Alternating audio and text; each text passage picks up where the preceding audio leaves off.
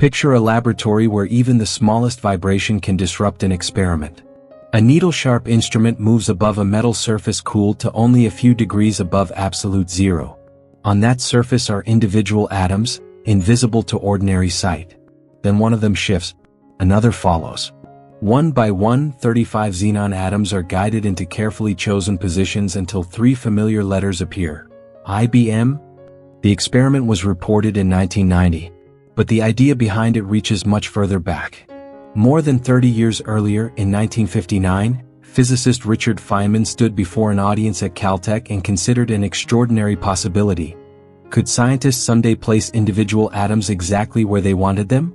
He had no instrument capable of doing it, no detailed manufacturing system. His argument was more fundamental. As far as he could see, the laws of physics did not rule it out.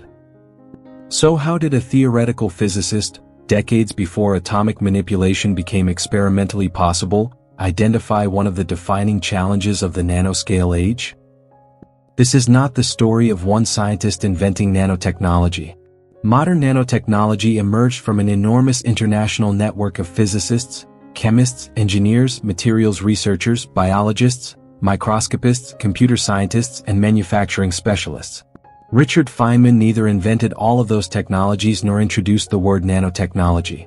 His famous 1959 lecture also did not immediately produce a new scientific discipline. His role was different. At a time when many of today's essential nanoscale instruments did not yet exist, Feynman asked scientists to imagine how far miniaturization might ultimately go. He discussed storing extraordinary quantities of information in microscopic areas. He wondered about dramatically smaller computing systems. He challenged researchers to improve microscopy. He considered machinery operating at dimensions far below familiar engineering scales. And most memorably, he asked whether atoms themselves might eventually become objects that scientists could deliberately arrange. Many details of modern nanoscience developed in ways Feynman never predicted. Yet several of the questions he raised survived. To understand why, we need to examine the scientist who asked them, the quantum physics that shaped his instincts, the unusual lecture that later became linked with nanotechnology, and the researchers who eventually turned portions of that speculative landscape into laboratory reality. If you enjoy evidence-based stories about science and technology, subscribe, like, share, and tell us in the comments which scientific turning point you would like us to explore next. Richard Phillips Feynman was born in New York City on May 11, 1918, and grew up in Far Rockaway, Queens. Curiosity played a central role in his childhood. His father, Melville Feynman, encouraged him to distinguish between knowing the name of something and understanding how it behaved. Memorizing a label was not the same as explaining a process. What mattered was noticing patterns, asking questions, and working out mechanisms. That distinction remained important throughout Feynman's life. As a boy, he experimented with electrical circuits and radios. He learned how components interacted and became skilled enough to repair radio sets for other people at a time when the technology still seemed mysterious to many households. It is tempting, when telling the story of a famous scientist, to interpret every childhood activity as evidence that greatness was inevitable. That usually creates a misleading biography. Thousands of curious children build things, take machines apart, or experiment with electronics without later becoming Nobel laureates. What is more revealing is the habit underneath the stories. Feynman wanted to understand processes from the inside. He preferred explanations that showed how something worked rather than explanations that merely sounded impressive. That habit followed him to the Massachusetts Institute of Technology, where he studied physics and graduated in 1939. Physics itself was undergoing a remarkable transformation. Quantum mechanics had changed the scientific description of atoms and particles. Relativity had altered the understanding of space, time, mass, and energy. Yet major theoretical problems remained unresolved. Feynman continued to Princeton University, where he pursued graduate work under John Archibald Wheeler. Wheeler was known for adventurous theoretical thinking, and the two explored unconventional approaches to electrodynamics. Their particular research program did not become the final framework adopted by physics, but the experience helped reinforce Feynman's willingness to change representations when conventional approaches became unhelpful. During this period, he also developed ideas that became his path-integral formulation of quantum mechanics.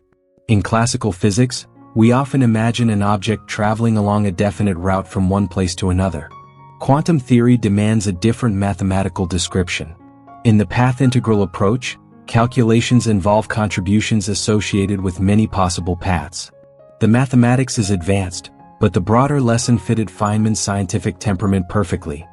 Nature is not obligated to organize itself according to the pictures that feel most intuitive to human beings.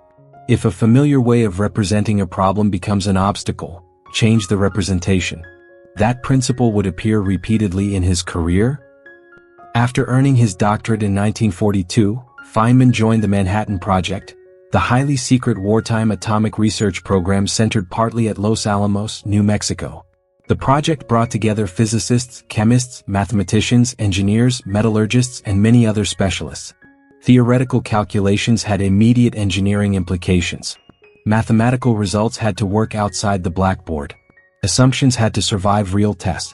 The program ultimately produced the atomic bombs deployed over Hiroshima and Nagasaki in August 1945, events with devastating and lasting human consequences. That historical context should not disappear behind the colorful personal anecdotes often told about Feynman's time at Los Alamos. Scientifically, the experience reinforced another principle that remained important to him. Elegant reasoning still had to confront reality. An equation could look beautiful and still be wrong. A design could look plausible and still fail.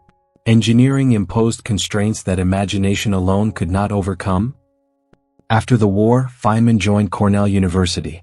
He later described a period when his enthusiasm for physics had weakened. Problems began to feel like professional obligations instead of intellectual adventures. Part of his recovery came from allowing himself to investigate questions simply because they seemed interesting. He famously became fascinated by the wobbling motion of a spinning plate in the Cornell cafeteria and began calculating its behavior. The episode did not produce a revolutionary technology. Its significance was psychological and intellectual. Feynman had rediscovered the pleasure of following a problem without first demanding that it justify itself as important. Soon he returned to one of the most difficult challenges in theoretical physics, describing the interactions of charged particles and electromagnetic radiation within a consistent quantum framework. That work would establish his international reputation. It would also deepen a style of reasoning that later mattered when he considered radical miniaturization. Feynman often asked a deceptively powerful question. Is this thing genuinely forbidden by physics? Or have we simply not learned how to do it yet? The theory most closely associated with Feynman's rise to scientific fame is quantum electrodynamics, or QED. QED describes interactions involving electrically charged particles and the electromagnetic field. The problem sounds straightforward until quantum mechanics and special relativity have to operate together. Earlier attempts could generate mathematical infinities that had no obvious physical interpretation. Physicists were confident that the underlying ideas contained something important, but obtaining reliable predictions was exceptionally difficult. Several researchers found successful routes forward. In Japan, Shinichiro Tomonaga developed a relativistically consistent approach to quantum field theory. In the United States, Julian Schwinger constructed a powerful and highly formal mathematical framework. Feynman approached the problem differently. Building on his path integral formulation, he developed a way of organizing particle interactions using diagrams. Today, Feynman diagrams are among the most recognizable images in theoretical physics. Lines can represent particles such as electrons, while other lines represent photons, and points where lines connect correspond to mathematical interactions. But the diagram should not be mistaken for literal microscopic movies. An electron is not necessarily traveling along a drawn pencil line through space and releasing a photon at a tiny junction exactly as the picture appears. The diagram is a computational representation. Its power comes from organization. Complicated quantum processes can involve many possible contributions. Feynman's method gave physicists a systematic way to represent them, identify which mathematical terms were needed, and calculate increasingly precise approximations. Freeman Dyson later clarified the relationship between the approaches developed by Feynman, Schwinger, and Tomonaga, showing how apparently very different formulations reflected the same deeper theoretical structure. Quantum electrodynamics became extraordinarily successful. In 1965, Feynman shared the Nobel Prize in Physics with Tomonaga and Schwinger for their fundamental work in QED and its consequences for elementary particle physics. What does any of this have to do with nanotechnology? Not as much as simplified origin stories sometimes imply. Feynman's QED research did not directly produce semiconductor fabrication, nanoparticles, quantum dots, scanning probe microscopes, or modern nanoscale medicine. Nanoscience emerged through many branches of research: chemistry, condensed matter physics, crystallography, surface science, materials engineering, electronics, molecular biology, manufacturing, and others. The connection is therefore not a direct technological chain. It is better understood as a way of thinking. Feynman had spent much of his career working in a domain where everyday intuition could be unreliable. On atomic and subatomic scales, quantum rules become unavoidable. Energy can be quantized. Particles can display wave-like behavior. Probabilities become central to prediction. Phenomena impossible in classical descriptions can become measurable features of physical systems. As engineering moves toward smaller dimensions, those microscopic rules become increasingly important. At nanoscale dimensions, surface effects can dominate. Electronic energy states can change.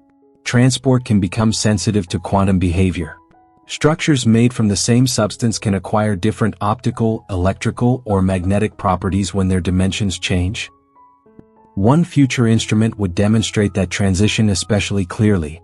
The Scanning Tunneling Microscope works because of quantum tunneling. Feynman did not invent it. But its very operation captures a major development in 20th century technology. Quantum mechanics stopped being merely an abstract description of nature and became something engineers could deliberately exploit. Feynman also developed a strong instinct for separating fundamental limits from practical ones. Suppose an engineer says a device cannot be built. There are at least two very different possibilities. The first is that the proposal conflicts with a physical law. The second is that existing tools, materials, or manufacturing methods are simply not good enough yet. Those situations should not be confused. Feynman was fascinated by the territory between them. His QED work had already shown that a problem described as impossibly complicated could sometimes become manageable when represented differently. Years later, he would apply a comparable instinct to engineering scale. Rather than asking only how much smaller existing machines could become using contemporary manufacturing, he asked how far downward the laws of physics allowed technology to travel. By the 1950s, Feynman was at the California Institute of Technology, where he would spend most of his remaining career. His research ranged widely, touching superfluid helium, weak interactions, particle physics, computation, and the Parton model.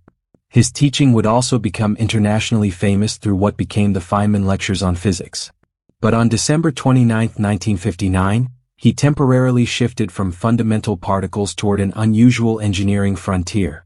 Instead of asking what matter was made of, he asked what human beings might someday do with it.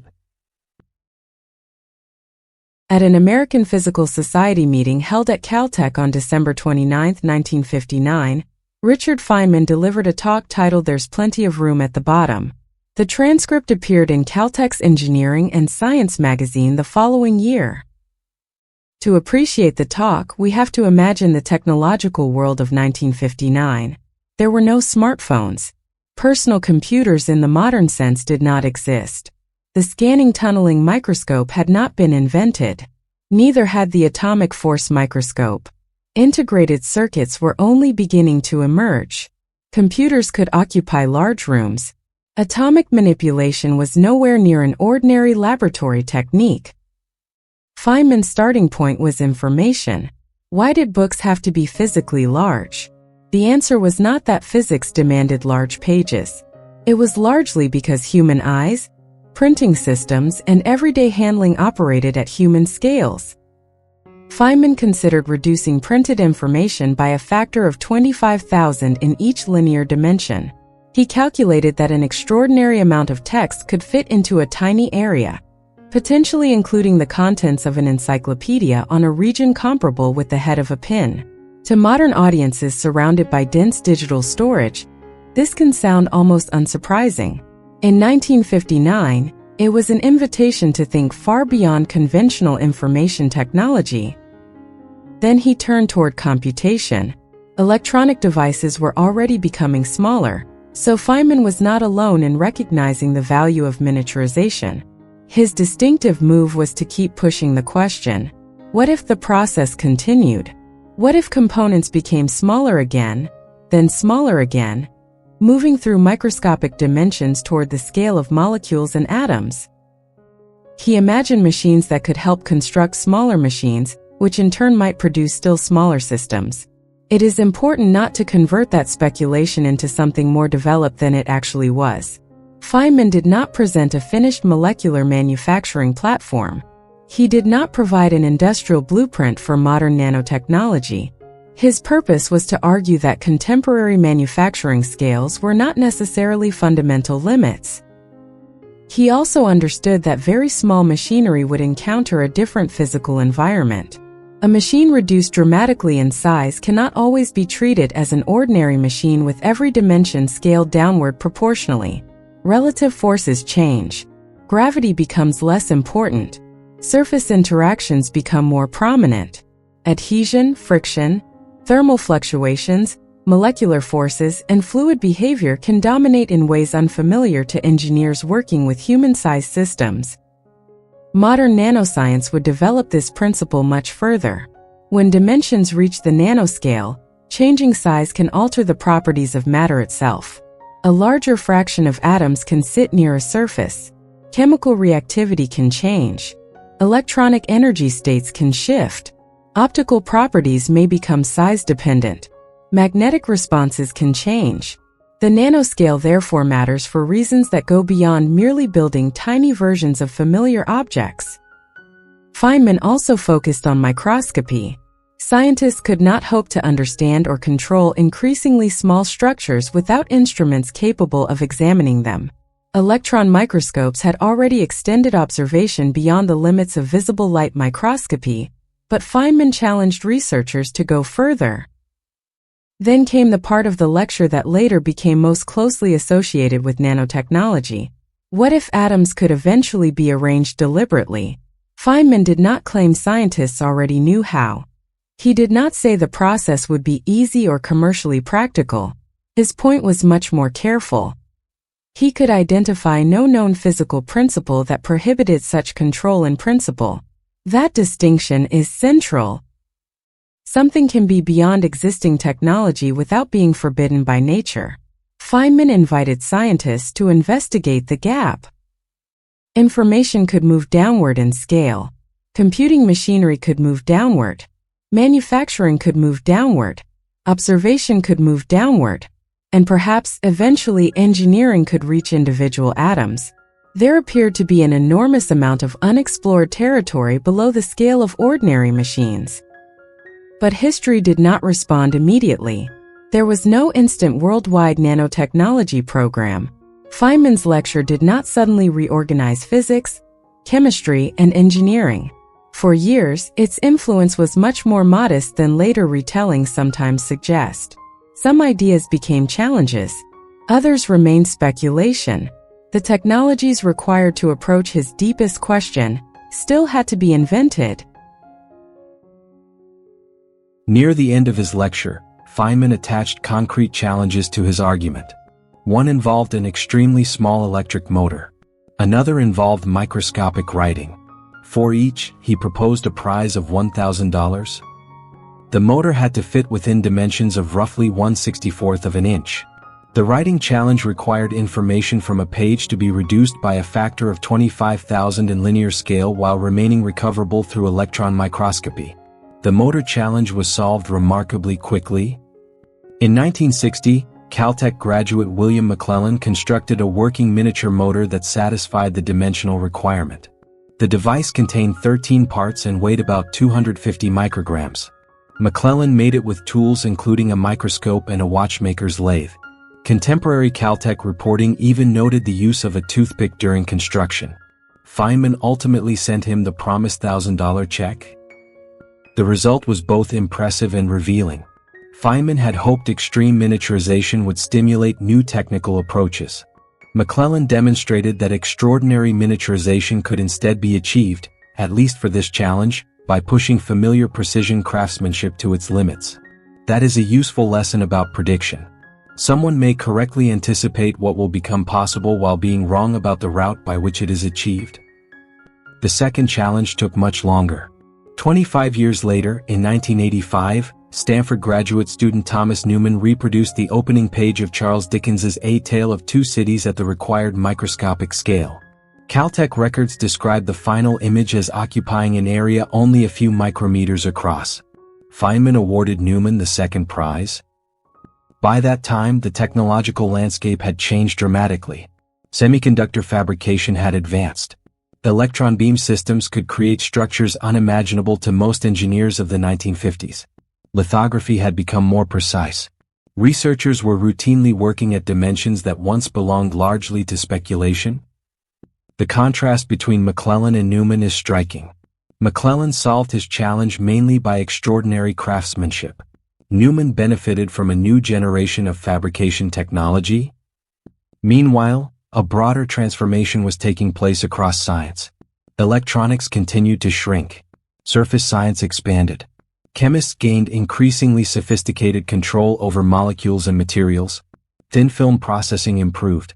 Researchers investigated matter under extreme confinement. Microscopes became more powerful. In 1974, Japanese engineer Norio Taniguchi used the term nanotechnology in a paper on precision processing at exceptionally small dimensions. His paper on the basic concept of nanotechnology appeared in the proceedings of an international production engineering conference. That date corrects an important misconception. Feynman did not invent the word nanotechnology in 1959, and the discipline that eventually adopted the term did not grow from one lecture alone. It developed through multiple streams of research. Feynman's contribution was primarily conceptual. He turned extreme miniaturization into a set of provocative physical questions. How small could information become? How small could machinery become? How precisely could matter be examined? And eventually, how directly could individual atoms be controlled? By the middle of the 1980s, scientists were approaching that last question with an instrument based on one of quantum mechanics' strangest effects. Manipulating individual atoms required something more fundamental than smaller mechanical tools. Scientists first needed ways to interact with matter at atomic dimensions. Ordinary optical microscopes face a resolution limit linked to the wavelength of visible light. Electron microscopy greatly expanded what researchers could see, but investigators studying surfaces wanted additional methods capable of resolving extremely fine structure. In the early 1980s, Gerd Binnig and Heinrich Rohrer at IBM's Zurich Research Laboratory developed the Scanning Tunneling Microscope, or STM. Its operating principle depends directly on quantum mechanics. Imagine an electrically conducting tip brought extremely close to a conducting surface. The tip does not make ordinary mechanical contact with the sample. Classical intuition suggests that electrons separated by a barrier should simply remain on their respective sides unless they have sufficient energy to cross. Quantum mechanics permits something else. When the gap becomes extremely narrow, electrons have a finite probability of tunneling across it. With a voltage applied between tip and sample, a measurable tunneling current can appear. The remarkable part is how sensitive that current is to distance. A tiny change in separation can cause a large change in the measured signal. By moving the tip carefully across a surface and tracking the tunneling current, researchers can reconstruct extraordinarily detailed information about the surface. Quantum mechanics is therefore not merely the phenomenon being studied.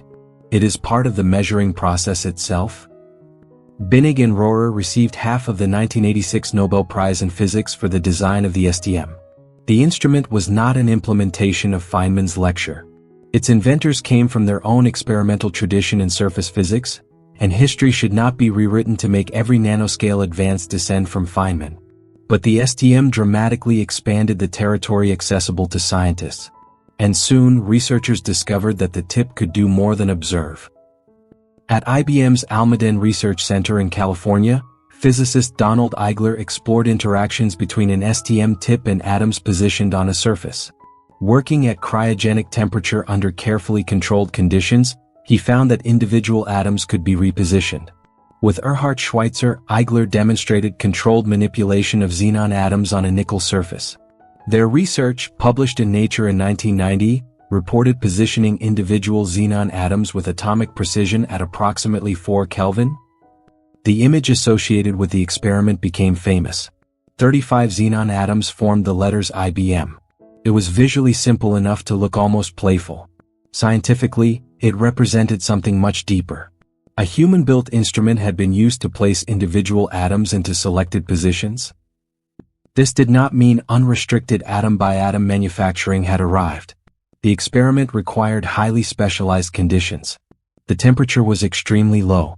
The surface and adsorbed atoms had to behave in controllable ways. Manipulating every atom individually would also be far too slow for most forms of industrial manufacturing. Vibration, contamination, thermal motion, chemical interactions, and material properties all impose practical limits. Yet the conceptual threshold mattered. The type of control Feynman had discussed in 1959 was no longer entirely hypothetical. IBM's own historical account notes that Eigler's technique allowed individual atoms to be positioned reliably on a surface, building on the capabilities of the STM developed by Binnig and Rohrer. There is also an elegant connection to Feynman's earlier career. Not a direct line of invention. A conceptual one. A phenomenon belonging to quantum physics had become an engineering resource. Tunneling could generate useful information. Atomic-scale quantum behavior could be incorporated into working instruments. As technology moved downward in scale, the rules that Feynman and other 20th-century physicists had spent decades understanding increasingly became rules that engineers could use. That transition is fundamental to nanoscience. At ordinary scales, quantum behavior is often hidden beneath the collective effects of enormous numbers of particles. At sufficiently small scales, it can become the central feature of a device. The engineering challenge is no longer always to avoid quantum effects. Sometimes it is to design with them. The word nanotechnology can create a misleading mental image. It may sound as though it describes one machine or one industry. In reality, modern nanoscience includes many different techniques united broadly by the ability to understand and control matter at extremely small dimensions. A nanometer is 1/1,000,000th of a meter. A typical human hair is tens of thousands of nanometers wide. Many viruses are measured in tens or hundreds of nanometers. Atoms themselves are smaller still. Many modern definitions emphasize approximately 1 to 100 nanometers, although the precise boundary depends on context. The important feature is not simply smallness. At nanoscale dimensions, materials can behave differently. Consider surface area. In a large block of material, most atoms may lie inside the bulk. Divide the same amount of material into extremely small particles and a much larger proportion of atoms becomes associated with surfaces. Since many chemical reactions occur at surfaces, this can substantially change reactivity and catalytic behavior. Now consider semiconductor structures. When electrons and holes are confined within sufficiently small dimensions, the available electronic energy states can change. Quantum dots are a well-known example. Their optical behavior can depend strongly on particle size and composition, allowing carefully designed structures to emit different wavelengths of light. The object has not simply become a smaller copy of the same material. Changing the dimensions has changed a useful property. Similar principles can influence magnetism, electrical conduction, heat transport, mechanical behavior, and interaction with light. That is why nanotechnology grew into a scientific field, rather than becoming merely another form of precision machining. Feynman anticipated part of this conceptual shift when he warned that extremely small machines would operate in a world where the relative importance of physical forces changes. A device cannot always be designed at full scale and then reduced proportionally. At microscopic dimensions, gravity fades in importance while surface adhesion, friction, viscosity, electrostatic effects, and thermal motion can become dominant. Modern researchers eventually developed two broad families of manufacturing ideas, often described as top-down and bottom-up. Top-down fabrication begins with larger structures and removes, patterns, or modifies material to create smaller features. Lithography, etching, deposition, and related semiconductor processes belong broadly to this tradition. Bottom-up approaches work in the opposite conceptual direction. Atoms, molecules, or nanoscale components organized through chemical interactions, growth mechanisms, molecular recognition, or self-assembly. Biology offers astonishing demonstrations of this principle. Proteins fold into specific shapes. DNA stores information and forms predictable pairings. Lipids can organize spontaneously into membranes. Molecular systems inside cells perform highly complex tasks without miniature mechanical workers placing every atom individually. That observation reveals one limitation of the popular image of nanotechnology. When people hear atom-by-atom manufacturing, they may imagine tiny robotic arms placing one atom after another until a large object appears. Individual atomic manipulation is experimentally real, but serial placement is usually a poor strategy for manufacturing enormous numbers of structures. Industrial systems need parallelism. Chemical reactions can produce immense numbers of molecules simultaneously. Self-assembly can organize components through local interactions. Lithography can produce huge arrays of structures across a wafer. Deposition can create controlled layers over large regions at once. Modern nanotechnology therefore developed in directions much broader than Feynman's mechanical analogies. Researchers study nanoparticles for catalysis, coatings, sensors, electronics, energy systems, and biomedical applications. Quantum dots are used in optical and display technologies. Nanoscale structures influence modern semiconductor devices. Nanostructured electrodes are investigated for energy storage.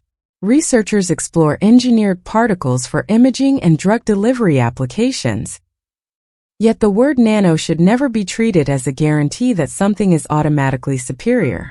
Medical technologies still require rigorous evidence.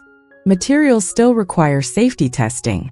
Manufacturing still has to be economically viable. And reducing a substance to very small dimensions can introduce new environmental or biological questions. Toxicity may depend on particle composition, size, shape, surface chemistry, exposure route, and dose. A material familiar in bulk form can behave differently when presented to biological systems as extremely small particles. So nanotechnology inherits the same responsibilities as every powerful field of science. Physical possibility is only the first question. Researchers must also ask, can the system be manufactured reliably? Can it be scaled? Is it economically useful? Is it environmentally responsible? Does it perform better than existing alternatives? And can it be used safely? Feynman was primarily interested in whether there was room to explore. Modern nanotechnology has to decide what to do with that room. Richard Feynman is frequently described as the father of nanotechnology. The label is easy to understand. His 1959 lecture contains ideas that sound remarkably familiar today. He discussed extreme miniaturization, dense information storage, improved microscopic observation, tiny machinery, and deliberate control over individual atoms. Later, nanotechnology became a major international research field, and several of the capabilities he imagined became experimental reality. That creates an irresistible story. Feynman predicted the field. Scientists followed the prediction. Nanotechnology emerged. The problem is that scientific history rarely works so neatly. First, Feynman did not use the term nanotechnology. Norio Taniguchi's 1974 conference paper is widely credited with introducing the term in the technical literature. Second, many research traditions that later became part of nanotechnology were progressing for reasons unrelated to Feynman's lecture. Semiconductor companies pursued smaller electronic components because compact, faster, and increasingly integrated devices offered obvious technological advantages. Chemists investigated molecules and surfaces. Materials scientists studied thin films, clusters, interfaces, and microstructures. Microscopists developed better instruments. Surface physicists examined atomic arrangements. Biologists uncovered molecular systems within cells. These developments did not begin because everyone had heard Feynman's Caltech talk. Historian and anthropologist Christopher Twomey examined the later construction of Feynman as a nanotechnology origin figure. His account emphasizes that the lecture's influence was comparatively limited for years and became much more prominent after nanotechnology itself had developed into a recognizable field. That produces an interesting historical reversal. Instead of the lecture straightforwardly creating nanotechnology, the rise of nanotechnology helped turn the lecture into one of the field's most famous origin stories. Caltech's later publication of Twomey's discussion similarly describes Feynman's influence as something that should be investigated rather than simply assumed. None of this means Feynman's connection is imaginary. His questions really were strikingly relevant. He asked whether information could be stored at far greater density. Modern technology answered yes. He asked whether machinery and computation could move dramatically downward in scale. They did. He called for improvements in microscopic observation. New instruments reached atomic scale sensitivity. And he asked whether atoms might someday be deliberately arranged. Eigler and Schweitzer later demonstrated that individual xenon atoms could indeed be repositioned under controlled laboratory conditions. What changes is the nature of Feynman's contribution. He was not the sole inventor of nanotechnology. He was an intellectual precursor. He articulated a frontier.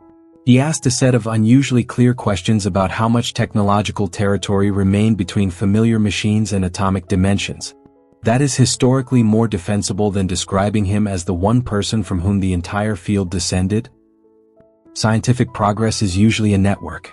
One group creates an instrument. Another discovers a useful property. Another invents a fabrication technique. Another develops a theoretical explanation. Commercial pressures accelerate one branch. Government programs support another. Chemistry contributes methods that physics alone would never have supplied. Biology reveals molecular strategies that mechanical engineering did not anticipate. And sometimes an old speculative idea becomes important only after technology catches up with it. Feynman's lecture also possessed a major advantage that many technical papers lack. It was memorable. There's plenty of room at the bottom. Converted difficult questions about physical scale into vivid images. A library reduced to microscopic dimensions. Machines building smaller machines. Atoms becoming objects of deliberate control. Those images were easy to remember even outside specialist communities. Feynman's contribution to nanotechnology was therefore partly scientific and partly conceptual. He made extreme miniaturization feel like a frontier rather than merely an incremental engineering improvement. His genuine accomplishments do not need exaggeration. He helped transform quantum electrodynamics. He developed computational tools used throughout particle physics. He contributed to several major areas of theoretical science. He became an internationally influential teacher. And in 1959 he articulated one of the 20th century's clearest visions of what engineering might eventually attempt at atomic scales. The evidence-based version of the story is not less impressive than the myth. It is more revealing. Ideas can matter without directly creating the technologies that later resemble them. By the end of the 20th century, nanoscale science had become much broader than the territory Feynman outlined in 1959. The change came through decades of advances in semiconductor processing, chemistry, microscopy, computation, vacuum systems, molecular biology, lithography, materials synthesis, surface physics, and precision instrumentation. In 2000, the United States established the National Nanotechnology Initiative, coordinating nanoscale research and development across federal agencies. Official histories of the initiative describe how previously fragmented areas of nanoscale science and engineering were brought together during the late 1990s and 2000 under a more unified research framework. That institutional development illustrates how dramatically the subject had changed. What had once been speculative discussion had become a major research ecosystem. But even the term nanotechnology industry can be misleading. Nanotechnology does not exist only as a collection of products carrying the word nano on their labels. Nanoscale engineering is embedded throughout modern technology. Semiconductor chips rely on features measured in nanometers. Display systems can use quantum dots. Catalysts can depend on nanoscale particles with exceptionally high accessible surface area. Advanced coatings can exploit nanoscale structures. Sensors can detect chemical or biological signals using engineered surfaces. Energy technologies can depend on nanostructured electrodes. Biomedical researchers can investigate nanoscale interfaces and delivery systems. In many cases, nanotechnology functions less like a single product category and more like an enabling capability. This makes Feynman's connection to the modern field more interesting. He did not build today's semiconductor industry. He did not develop modern industrial lithography. He did not create commercial nanoparticle supply chains. He did not invent the countless chemical synthesis methods used in modern nanoscience. Yet one of his central intuitions proved powerful. Greater control at smaller physical scales could reveal enormous technological territory. What scientists later learned was that control does not always mean mechanically moving things. A chemist can control nanoscale structure by designing molecules that assemble themselves. A materials scientist can alter grain dimensions and interfaces. A semiconductor engineer can deposit layers approaching atomic thickness. A physicist can confine electrons and exploit quantum states. A biologist can use molecular recognition. An engineer can change surface chemistry so that light, liquids, molecules, or cells interact differently with a material. The nanoscale is not simply a tiny workshop. It is a regime in which physical rules can be used in new ways. That frontier now intersects with some of the most active areas in modern science. Advanced computing requires extraordinary control over materials and fabrication. Quantum devices depend on manipulating small systems while protecting fragile states from environmental disturbance. Two-dimensional materials can consist of structures only one or several atoms thick. Energy research uses nanostructures to control reactions and transport. Biomedical science explores engineered nanoscale interfaces. Computational materials science increasingly uses machine learning and simulation to search vast spaces of possible structures and compositions. But every promise meets practical constraints. A laboratory demonstration may be difficult to manufacture in volume. A material that works exceptionally well in a tiny sample may become unreliable at industrial scale. Manufacturing tolerances become demanding. Contamination matters. Defects matter. Heat removal matters. Cost matters. Safety matters. Environmental persistence can matter. Feynman's original question was largely about what physics permitted. Modern engineering faces a tougher standard. What can be made reliable? What can be made affordable? What can be scaled responsibly? And what is actually useful? That prevents nanotechnology from becoming a simple story of inevitable progress. Scientific possibility does not guarantee technological success. A discovery has to survive manufacturing, economics, regulation, safety evaluation, environmental analysis, and real-world demand. Still, the extraordinary breadth of nanoscale research confirms the central intuition behind Feynman's lecture. Between ordinary human-scale engineering and the dimensions of atoms lay an enormous landscape. It was not empty. It contained unfamiliar material properties, new measurement techniques, new fabrication strategies, and entirely new engineering problems. Feynman recognized that landscape before anyone knew how much of it could be explored. Richard Feynman passed away on February 15, 1988. He therefore did not live to see Eigler and Schweitzer's famous 1990 demonstration of controlled atomic positioning. But he had already witnessed extraordinary changes. Electronics had become dramatically smaller. Computing had advanced beyond anything commercially available when he gave his 1959 lecture. Microscopic fabrication had improved. Scanning tunneling microscopy had arrived. And in 1985, he was able to award Thomas Newman the long-standing prize for microscopic writing. Still, reducing Feynman's nanotechnology legacy to a checklist of successful predictions misses something more important. He was not the first person to believe technology would become smaller. Miniaturization was already a major engineering goal. And his lecture was not a technical roadmap for modern nanoscience. Many of today's most important nanoscale approaches developed in directions the talk barely explored. Feynman's deeper contribution was methodological. He began with physical law. Then he asked what those laws allowed. Finally, he compared that possibility with the limitations of existing engineering. The difference became an open research problem. This approach matters because people frequently confuse present limitations with permanent ones. Some proposed technologies really do conflict with fundamental physics. Others merely exceed the instruments, materials, algorithms, or fabrication methods currently available. Those categories are profoundly different. Feynman was comfortable thinking in the gap between them. His career repeatedly demonstrated that instinct.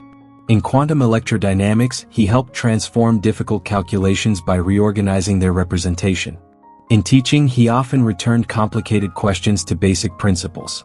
In his 1959 lecture, he questioned assumptions about scale. Why should enormous quantities of information require large physical libraries? Why should computers remain large? Why should machines be restricted to dimensions convenient for human hands? Why should individual atoms remain permanently outside deliberate engineering control? The point was not that he already knew how to solve every problem. The point was that the obstacles did not all appear to be fundamental. That is why the lecture remains compelling even when some of its mechanical imagery now seems dated. Modern nanotechnology is not the fulfillment of a Feynman blueprint. It is evidence that the microscopic territory he identified was real. And the field also demonstrates how much scientific progress exceeds any individual's imagination. Feynman did not predict the exact route to the scanning tunneling microscope. He did not design today's chip factories. He did not foresee every form of molecular self-assembly. He did not anticipate every quantum dot, two-dimensional material, nanoscale sensor, biomedical platform, or quantum device. Nor were the researchers responsible for those developments simply carrying out instructions from 1959. They found their own routes. That is precisely why the story becomes stronger when Feynman is placed inside scientific history rather than above it. Science advances through communities. Theorists identify principles. Experimentalists create instruments. Chemists learn how molecules interact. Materials scientists discover structures with useful properties. Engineers make fragile demonstrations repeatable. Biologists reveal strategies already operating in nature. Students notice unexpected results. Institutions provide laboratories. Governments fund long-term research. Companies determine what can be manufactured economically. Safety researchers investigate consequences. Historians later reconstruct the pathways and discover that the true story is usually more complicated than the legend. Feynman's place in this network is still remarkable. His direct contribution to QED transformed physics. His connection to nanotechnology is more indirect but intellectually powerful. He asked scientists to imagine atoms not simply as the floor beneath engineering, but as part of the engineering landscape itself. The answer did not appear immediately. It emerged slowly through clean rooms, microscopes, semiconductor fabrication, chemical synthesis, surface science, quantum mechanics, and thousands of experiments conducted around the world. One scientist pointed toward unexplored scale. Many others created the means to enter it. Today, engineers routinely discuss structures only atoms thick. Researchers manipulate individual quantum systems. Electronic components are fabricated at dimensions unimaginable to most engineers in 1959. Materials can be designed so that changing a nanoscale dimension changes their useful properties. And Feynman's underlying question remains as powerful as ever. When something appears impossible, are we encountering a genuine law of nature? Or only the edge of what today's engineering knows how to do? Much of future technology begins in the difference between those two answers. Return to the laboratory where our story began. A metal surface rests inside an ultra-high vacuum system at extremely low temperature. 35 xenon atoms occupy positions chosen by researchers. Together they form 3 letters. To modern eyes, the image may look almost simple. Historically, it represents a remarkable shift in scientific capability. When Richard Feynman spoke at Caltech in 1959, no scanning tunneling microscope existed. He could not perform atomic manipulation. The word nanotechnology had not yet entered the technical literature. No one knew which instruments, manufacturing systems, chemical methods, or scientific disciplines would eventually lead researchers into that microscopic territory. Feynman did not invent the entire future that followed. Historical evidence does not support treating every nanoscale breakthrough as a consequence of his lecture. What he did was identify a profound possibility. Physics appeared to leave room for information to become vastly denser, for machinery and computation to become much smaller, for microscopy to approach individual atoms, and eventually for matter itself to be controlled with previously unimaginable precision. Decades later, scientists demonstrated that several of those possibilities were real. The deeper lesson is not that exceptional scientists can perfectly predict technological history. They cannot. The lesson is that a powerful scientific question can survive long after the technology of its own era has reached its limits. Feynman looked at the enormous gap between human-scale machinery and atomic dimensions and refused to assume that the gap represented a permanent boundary. That habit of thought still matters. Somewhere in science today may be another technology that appears unreachable, not because nature prohibits it, but because the necessary instrument, material, process, or idea has not yet been discovered. That may be Feynman's most durable connection to nanotechnology. Not a blueprint. Not ownership of an entire field. A challenge? Learn to distinguish what nature forbids from what engineering has simply not finished solving. More than 6 decades after his famous lecture, there is still plenty of room left to explore.